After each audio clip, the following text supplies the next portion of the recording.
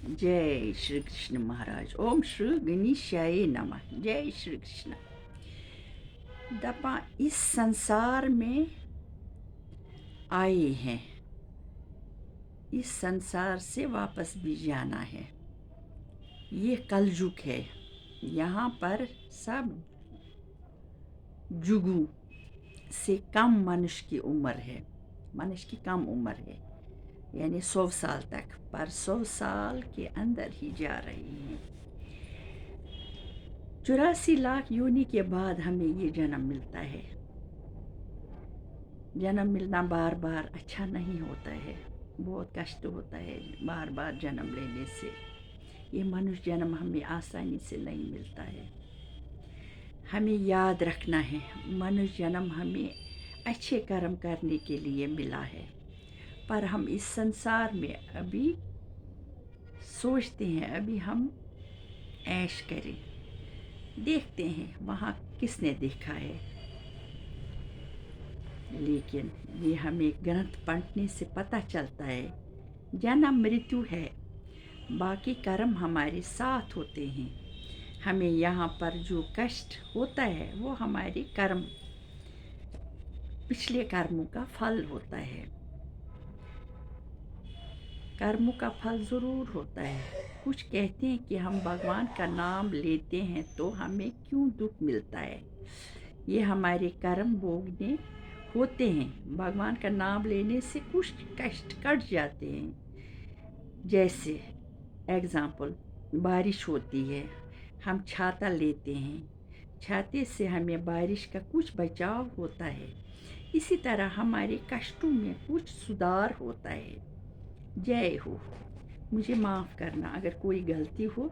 ये मेरा श्रीमद् भागवत बहुत पुराना है, कुछ कागज़ इसके कट गए हैं और कुछ इसमें थोड़ा सा नज़र नहीं आता है। कोई गलती हो तो क्षमा करना। जय जय श्रीमद्। अध्याय स्कंद पहला, अध्याय 9। समझाना भीष्म पितामह का धर्म राजनीति का राजा युधिष्ठिर को और बोध करना द्रौपदी का। सनकादिक ऋषिश्वरों से कहा, सूत जी ने जब सब लोग वहाँ बैठ चुके तब श्री कृष्ण महाराज बोले कि ए भीष्म पितामह, राजा युधिष्ठिर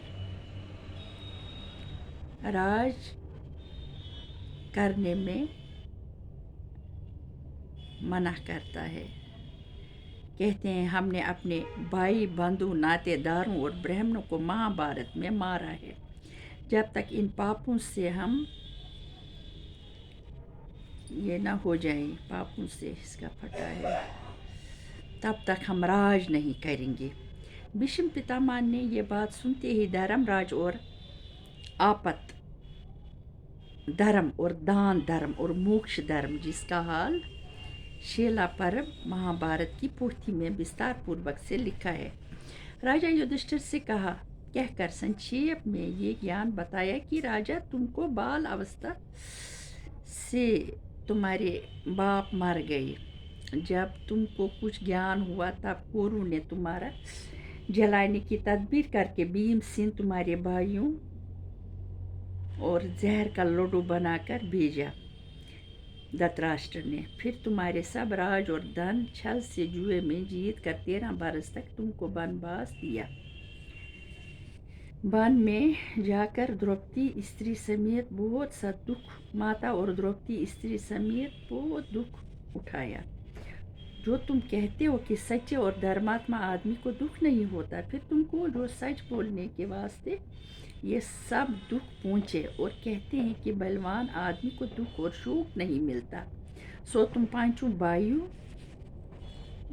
मत फटा है ये। मैं द्रौपदी ऐसी पतिव्रता स्त्री तुम्हारे साथ थी, पर उन्होंने किस वास्ते इतना दुख पाया, सिवाय उसके जहाँ श्री कृष्ण जी के नाम की चर्चा रहती है वहाँ दुख नहीं होता। श्री कृष्ण जी परम ब्रह्म का अवतार, आप रात दिन तुम्हारी सहायता करते थे, फिर तुमने किस वास्ते इतना दुख सहा।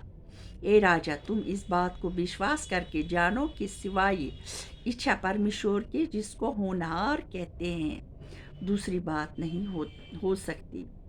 और सुख पिछले जन्म के संस्कार से भोगना पड़ता है। और परमेश्वर की महिमा और भेद को कोई भी नहीं जानता। कोई आदमी किसी का काम के वास्ते मेहनत करके अपने मनोरथ को पहुंच जाता है, और बहुत आदमी उम्र भर मेहनत और तदबीर करने से भी अपने मतलब को नहीं पाते। इसलिए सबका उत्तम और मध्यम परमेश्वर की इच्छा पर समझना चाहिए। जो वो चाहते हैं वही होता है। इसलिए बुद्धिमान और ज्ञानी इसी को समझना चाहिए, जो दुख और सुख बराबर जानकर परमेश्वर की इच्छा पर मगन रहता है। और जो कोई नारायण की इच्छा पर संतोष न रखकर थोड़े से दुख पहुँचने पर रो देता है, और जब उसको रोने से कुछ नहीं होता तब हार मानकर कहता है कि परमेश्वर की इच्छा यूं ही थी, उसको महामूर्ख जानना चाहिए। ए राजा, आदमी की चिंता और मेहनत करने से कुछ नहीं होता। सब काम हरी इच्छा से होता है। जय श्री कृष्ण महाराज के।